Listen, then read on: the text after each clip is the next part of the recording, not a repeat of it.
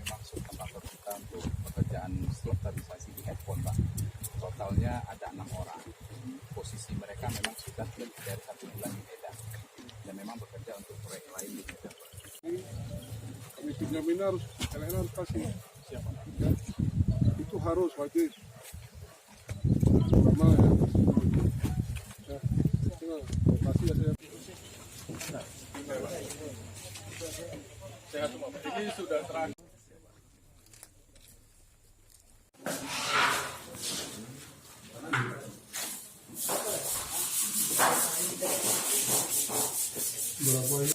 Dan dari PP sudah menyiapkan ini Pak, alat rapid test. Jadi nanti setelah masa isolasi 14 hari kita tes dulu, kalau negatif dan dapat surat kesehatan dari Dinkes baru kita izinkan untuk keluar rumah.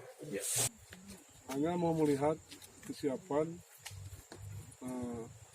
tempat untuk isolasi mandiri dari staf dari IP yang akan datang.